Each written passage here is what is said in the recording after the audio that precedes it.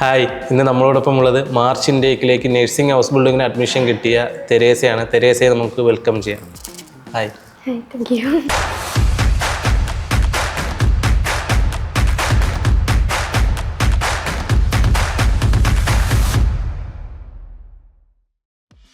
+2 കഴിഞ്ഞപ്പോഴേ ആഗ്രഹം ഉണ്ടായിരുന്നു ഇങ്ങനെ നഴ്സിംഗ് പഠിക്കണമെന്ന്? ഞാൻ ശരിക്കും കൊമേഴ്സ് ആയിരുന്നു +2 പഠിച്ചിരുന്നത്. അത് കഴിഞ്ഞിട്ട് ഞാൻ ഇവിടെ നഴ്സിങ്ങിന് ഇങ്ങനെ നോക്കിയപ്പോൾ അത്രയ്ക്കൊരു ഇത് കിട്ടിയില്ല. ജനറൽ നഴ്സിങ്ങിനാണ് ഒരിതുള്ളത്.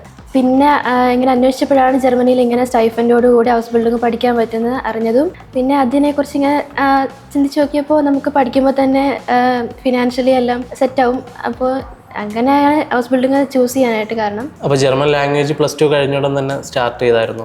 +2 കഴിഞ്ഞ റിസൾട്ട് വന്നപ്പോൾ തൊട്ട് ജർമ്മൻ ലാംഗ്വേജ് പഠിക്കാൻ തുടങ്ങി. ഇപ്പോൾ കറന്റ് എത്ര മൊഡ്യൂളുണ്ട്? കാരണം ഇപ്പോൾ ഫുൾ മൊഡ്യൂളുണ്ട്. +2 ഏത് സ്ട്രീം എടുത്താലും ജർമ്മനിയിൽ നഴ്സിംഗ് ഹൗസ് ബിൽഡിംഗ് ചെയ്യാൻ പറ്റുന്നതാണ്. തെരേസയ്ക്ക് ഇപ്പോൾ നഴ്സിംഗ് ഹൗസ് ബിൽഡിങ്ങിനാണ് അഡ്മിഷൻ കിട്ടിയിരിക്കുന്നത്. തെരേസ പഠിച്ചിരിക്കുന്നത് കൊമേഴ്സാണ്.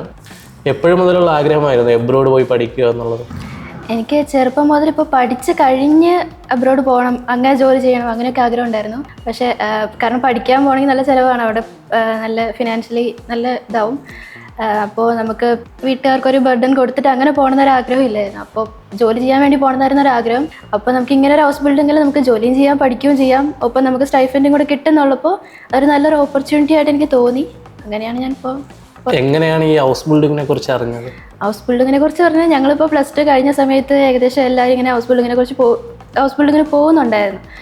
അപ്പോൾ നമ്മളതിനെക്കുറിച്ച് കൂടുതൽ അങ്ങനെ നോക്കിക്കഴിഞ്ഞപ്പോൾ നല്ലൊരു ഓപ്പർച്യൂണിറ്റി ആണത്. കാരണം നമുക്ക് പഠിക്കുന്നതിനൊപ്പം തന്നെ നമുക്ക് എക്സ്പീരിയൻസും പഠിക്കുകയും ചെയ്യാം, എക്സ്പീരിയൻസും ഒരേപോലെ നമുക്ക് 3 വർഷത്തെ ഒരു എക്സ്പീരിയൻസ് പോലെ തന്നെ ആവും ഹൗസ് ബിൽഡിംഗ് കംപ്ലീറ്റ് ആകുമ്പോഴേക്കും. അപ്പോൾ പഠിച്ചു കഴിഞ്ഞാൽ ഉടനെ നമുക്ക് അവിടെ തന്നെ വർക്കും കിട്ടും. അങ്ങനെയൊക്കെ വരുമ്പോൾ നല്ലൊരു ഓപ്പർച്യൂണിറ്റി ആയിട്ട് തോന്നി. സ്കൈ ഹോക്കിനെ കുറിച്ച് എങ്ങനെയാണ് അറിഞ്ഞത്? സ്കൈ ഹോക്കിനെ കുറിച്ച് ഞാനിങ്ങനെ ഒരു ഏജൻസിയിൽ നേരത്തെ കൊടുത്തിട്ടുണ്ടായിരുന്നു. അപ്പോൾ അവിടെ ഇൻ്റർവ്യൂ എല്ലാം കഴിഞ്ഞു, ബട്ട് അവർക്ക് കൊണ്ടുപോകാൻ പറ്റില്ല എന്ന് എല്ലാം കഴിഞ്ഞപ്പോഴാണ് പറഞ്ഞത്. അപ്പോൾ അത് കഴിഞ്ഞിട്ട് ഞാനിങ്ങനെ എവിടെയും കൊടുക്കാൻ, ഇപ്പോൾ എവിടെയാണ് നമുക്കിപ്പോൾ ജെന്യുവൻ ആയിട്ടുള്ള ഒരു ഏജൻസി എങ്ങനെയാണ് നമുക്ക് കണ്ടുപിടിക്കാൻ ഒട്ടും പറ്റാത്തൊരു അവസ്ഥ.